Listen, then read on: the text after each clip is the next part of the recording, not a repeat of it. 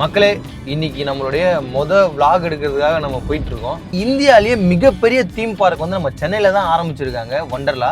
இப்போ அந்த தீம் பார்க்குக்கு தான் நம்ம போய்கிட்டு இருக்கோம். First day first ride ticket book பண்ணிட்டு போயிட்டு இருக்கோம். அங்க போயிட்டு எப்படி இருக்குன்றதெல்லாம் சொல்றோம் பாருங்க.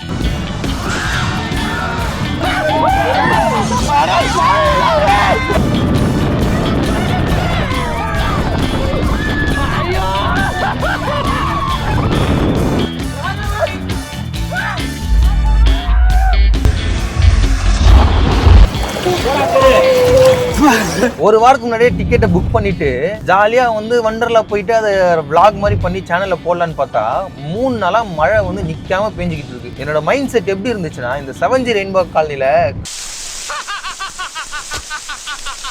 அந்த மாதிரி தான் இருந்துச்சு நைட்டு ஃபுல்லாவே. நாம அங்க போனதுக்கு அப்புறம் மழையின் காரணமாக, புயலின் காரணமாக வண்டர்லா இன்று திறக்கப்படாதுன்ட்டாங்கன்னா என்னையா பண்ணுவீங்க?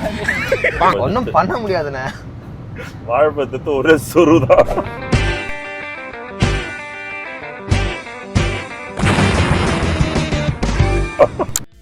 மக்களே, இதுதான் வண்டர்லாவோட என்ட்ரன்ஸ். பார்க்கிறதுக்கு ரொம்ப சிம்பிளா இருந்துச்சு. சரி, அட்லீஸ்ட் உள்ள போனா வச்சு ஏதாவது கிராண்டா பண்ணிருப்பாங்க, பிரம்மாண்டமா இருக்கும்னு பார்த்தா உள்ளேயே ரொம்ப பிளைனா பிளண்டா இருந்துச்சு. உள்ள போகும்போது என்ட்ரன்ஸ்லயே ஃபுல் மேப் வச்சிருந்தாங்க. அதை பார்த்து என்னன்னு தெரிஞ்சுக்கிட்டு நாங்க ஸ்ட்ரைட்டா கவுண்டருக்கு போயிட்டோம். அந்த கவுண்டர்ல தான் எங்களுக்கு ஒரு பேர் அதிர்ச்சியே காத்துட்டு இருந்துச்சு. அது என்னன்னு கேட்டீங்கன்னா, சரி நம்ம திங்ஸ் எல்லாம் வச்சுக்கிறதுக்கு உள்ள ஒரு லாக்கர் வாங்கிக்கலாம். லாக்கர் எவ்வளவுங்கன்னு கேட்டா 400 ரூபான்னு சொல்லிட்டாங்க.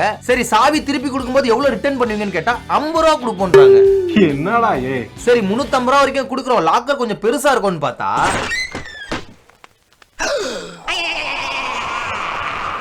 அது ஒரு அடி அங்கல 2 அடி நீளம் தான் இருக்கும் போல. சரி, போயிட்டு போகுதுன்னு சொல்லி அங்கிருந்து திரும்பினா நான் இன்டர்நெட்ல மட்டும் பார்த்த ரோபோடாக் என் கண்ணு முன்னாடி நின்று இருக்குங்க. மக்களே, வண்டர்லாக்குள்ள வந்துட்டோம். உள்ள போய் எல்லா ரைடுமே எப்படி இருக்குன்னு பார்க்கலாம் வாங்க. ஃபர்ஸ்ட் டேன்றதுனால இப்படி இருந்துச்சா தெரியல. உள்ள போகும்போதே ஒரு பக்கம் செண்டா மேல, இன்னொரு பக்கம் தமிழ்நாட்டோட நாட்டுப்புற கலைஞர்கள் நடனம் ஆடிக்கிட்டு இருக்காங்க. பாக்குறதுக்கு அவ்வளவு வைபா இருந்துச்சு. அதெல்லாம் முடிச்சிட்டு நாங்க போன ஃபர்ஸ்ட் ரைடு தான் ஜி ஃபால்.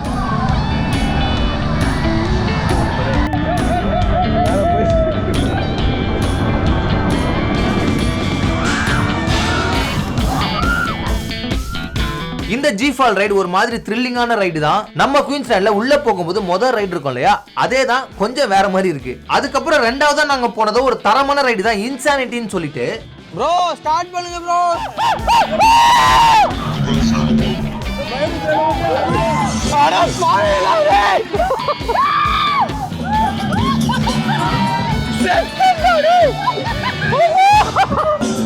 ஒர்த் ரைடு மக்களே. இங்க வந்ததுல இது கொஞ்சம் த்ரில்லிங்கா இருந்துச்சு.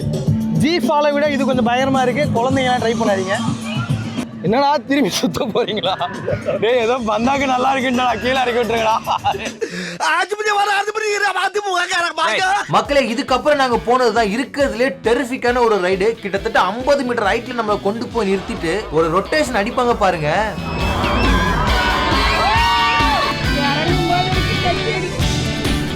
அம்மா, இவ்வளவு ஹைட்ல இப்ப நம்ம இருக்கோம். இது எவ்வளவு ஹைட்?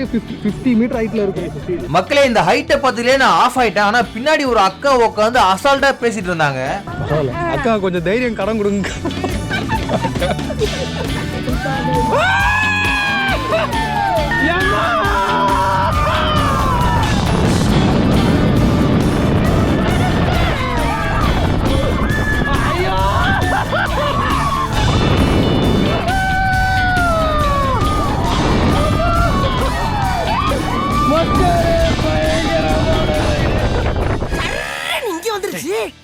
மூடிட்டனே, இல்லன்னா வெளியே வந்து வந்திருக்குமே. அதுக்கு இருந்த இடத்துல போய் செட்டில் ஆகிறக்குள்ள நான் பட்ட பாடு இருக்கேன். என்ன படைச்ச அந்த பிரம்மனுக்கு தான் கீழே பார்த்தா தலை சுத்துது. பின்மில்ல முடிச்சிட்டு ரோலர் கோஸ்டர் தான் போலான்னு இருந்தோம். ஆனா அங்க கூட்டம் அதிகமா இருந்ததுனால டைரக்டா ஃபுட் கோர்ட்டுக்கு லஞ்ச் சாப்பிடுறதுக்கு போயிட்டோம். நம்ம ஆர்டர் பண்ணி சாப்பிட்டது ஒரு வெஜ் ஃப்ரைட் ரைஸ், ஒரு வெஜ் மீல்ஸ் பாத்தீங்கன்னா 220 ரூபா தான். வெஜ் ஃப்ரைட் ரைஸ் பாத்தீங்கன்னா 240 ரூபா. குட்டி பவுல்ல தான் கொடுப்பாங்க. அது நமக்கு பத்தாது. அதுக்கு மீல்ஸ் எவ்வளவோ பரவாயில்ல. நிறைய வெரைட்டி கொடுத்துருந்தாங்க. எல்லாமே சாப்பிடுறதுக்கு நல்லாவும் இருந்துச்சு. இருந்துச்சு. ரைஸோட கன்சிஸ்டன்சி மட்டும் கொஞ்சம் ஹார்டா இருந்துச்சு. அதுவும் பெருசா குறை சொல்றதுக்கு இல்ல, சாப்பிடும்போது எதுவும் தெரியல. சாப்பிட்டு முடிச்சதும் வாட்டர் ரைட் பண்றதுக்காக ட்ரெஸ் சேஞ்ச் பண்ண போனோம். மக்களே உள்ள வாஷ்ரூம்லாம் நிறைய இடத்துல இருந்துச்சு, நிறைய பேர் யூஸ் பண்ற மாதிரியும் இருந்துச்சு. இதுதான் ட்ரெஸ் சேஞ்ச் பண்ணிக்கிறதுக்காக கொடுத்துருக்கோம். இதுலயே ஷவரும் இருக்கு. நீங்க வாட்டர் ரைட்லாம் போயிட்டீங்கன்னா தவறாம வந்து இங்க குளிச்சிருங்க. வீட்டுக்கு போறதா இருந்தாலும் குளிச்சுட்டு போங்க, இல்ல அடுத்த ரைட் போறதுனாலுமே குளிச்சுட்டு போங்க. ஏன்னா அந்த வாட்டர்ல குளோரின் இருக்கிறதுனால குளிக்கிறதா நமக்கு சேஃப். இந்த கூல் லிப் போடுறவங்கள பார்த்தாலே எரிச்சல் ஆகுறதுக்கு காரணமே இதுதாங்க. ஒன்றரை இன்னைக்கு தான் ஃபர்ஸ்ட் டேவே வந்து கூல் லிப் எங்க போட்டு வச்சிருக்காங்க பாருங்க. அதை எடுக்கிறவங்க எப்படி எடுப்பாங்க, கிளீன் பண்றவங்க நிலைமையை கொஞ்சமாச்சும் யோசிச்சு பார்க்கணும்ல. எவன் போட்டான்னு பார்த்தா அவனை கூட்டிட்டு வந்து இதை எடுத்து அவன் வாயிலேயே போடணும். ட்ரெஸ் சேஞ்ச் பண்ணிட்டு டைரக்டா வாட்டர் ரைட் போக ஆரம்பிச்சிட்டோம்.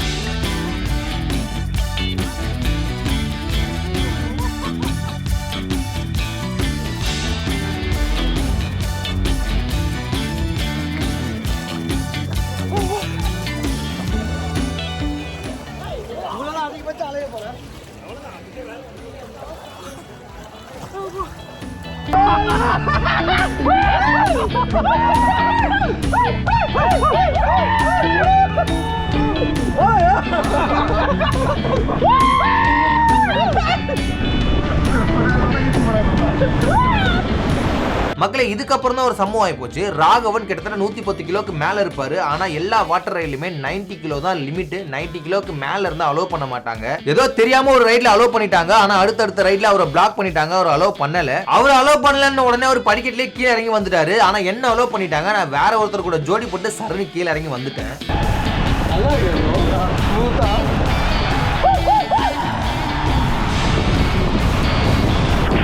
ஆனா கீழே வந்து பார்த்ததுக்கு அப்புறம் தான் தெரியுது கூட வந்த ராகவனை காணோம். இது என்னை விட்டுட்டு ஒண்டியா போய் ஐஸ்கிரீம் சிப்ஸ் எல்லாம் சாப்பிட்டுட்டு வந்திருக்கு மக்களே. அதுக்கப்புறம் அங்க இருக்க எல்லா சின்ன சின்ன வாட்டர் ரைட்லயும் போய் முடிச்சிட்டோம்.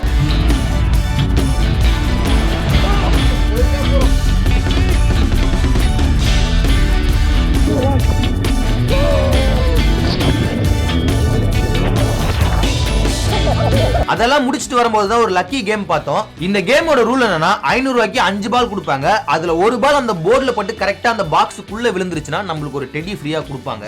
ஆனா நாங்க 600 ரூபாய்க்கு 7 பால் வாங்கி விளையாடணும். ஒரு பால் கூட அதுக்குள்ள போடல. நீ ஏறி யாரா கபில, அது நம்ம காலம் பாத்துக்கலாம். உனக்கு சுடவே தெரியல, நீ போச்சா 600 ரூபா போச்சுன்னு சொல்லிட்டு அவருக்கு காசை கொடுத்துட்டு அங்கிருந்து கிளம்பிட்டோம். அதுக்கப்புறம் உள்ள சின்ன சின்ன கடை மாதிரி இருந்துச்சு. ஒரு காஃபி அப்புறம் ஒரு ஐஸ்கிரீம் சாப்பிட்டோம். நாங்க வாங்கின ஐஸ்கிரீம் எம்ஆர்பி என்ன ரேட் இருந்துச்சோ அதே ரேட்டுக்கு தான் கொடுத்தாங்க. சாப்பிட்டு முடிச்சிட்டு ஸ்ட்ரைட்டா ரோலர் கோஸ்டர் போயிட்டோம். இது ஒரு இன்வெர்டட் ரோலர் கோஸ்டர். அதாவது ரோலர் கோஸ்டர்னாவே ட்ராக் நம்ம காலு கீழே தான் இருக்கும். ஆனா இதுல நம்ம தலைக்கு மேல இருப்போம். நம்ம அந்த இடத்துல தொங்கிட்டு இருப்போம்.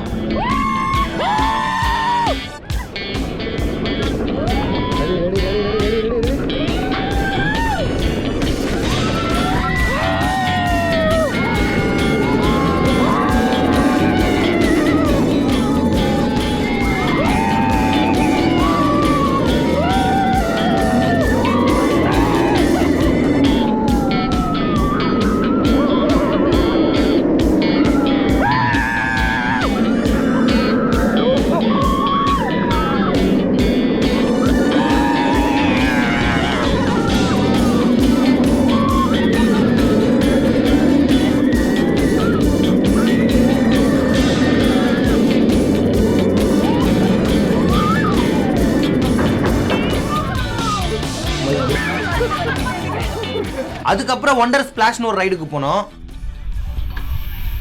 தம்பி இதெல்லாம் சும்மா அந்த பக்கம் பெருசு பெருசா இருக்கு, அதெல்லாம் போனியா?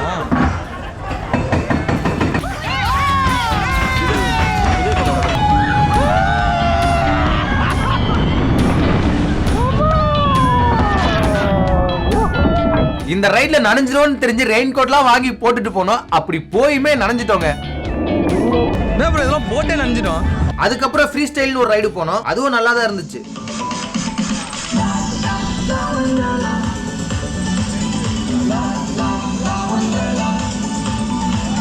அதை முடிச்சதுக்கு அப்புறமா கேபிள் கார் மாதிரியே ஒரு ஸ்கை ஷிப் ரைடு இருந்துச்சு. அதுல போனோம். எல்லாமே முடிச்சுட்டு எல்லா வாட்டர்லேயே எல்லா ரைடுமே போனோம்.